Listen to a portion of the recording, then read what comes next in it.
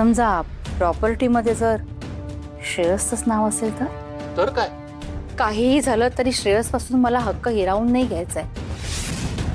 Property त्याच्या नावावर झाली तर मला त्यात आनंदच मानायचा आहे.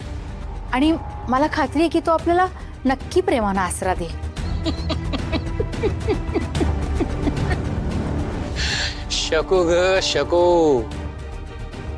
शकू अगं किती किती भावनिक होतेस हा. याआधी तुला मी कोणाच्या बाबतीत असं भावनिक झालेलं पाहिलं नाहीये मी. मूर्ख आहेस मूर्ख.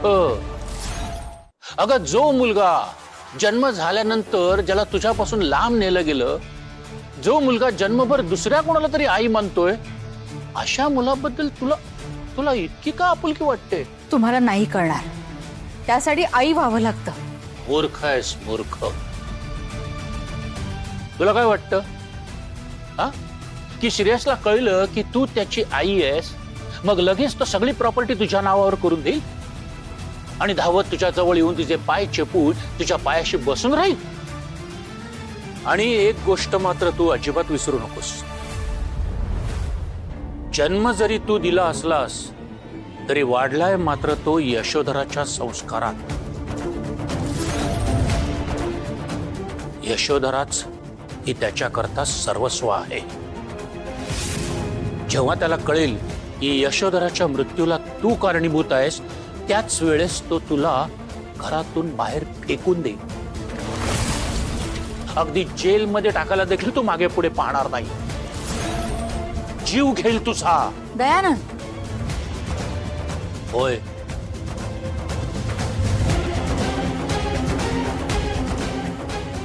आणि आणखीन एक गोष्ट मनावर कोरून ठेव.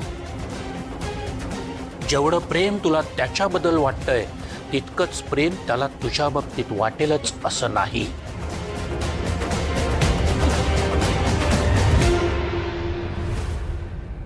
शकू, तुला एक गोष्ट तर आठवतच असेल. कुठली? माकडिणीची. जेव्हा माकडिणीच्या जीवावर बेततं ना, तेव्हा माकडिणी देखील आपल्या पिलाला पायाखाली लिहितं. तुला आता ती माकडिण व्हायचं आहे. आपल्यावर बेतलंय म्हणून. हा बघ, हा आता आपल्या आयुष्यातला शेवटचा चान्स आहे. त्यामुळे तो हातातनं जाऊ देऊ नकोस. फालतू मायेत गुरफटून राहू नकोस. आता पैसा हाच आपला बाप, पैसा हीच आपली आई आणि पैसा हेच आपलं मूल. कळलं? पण श्रेयस,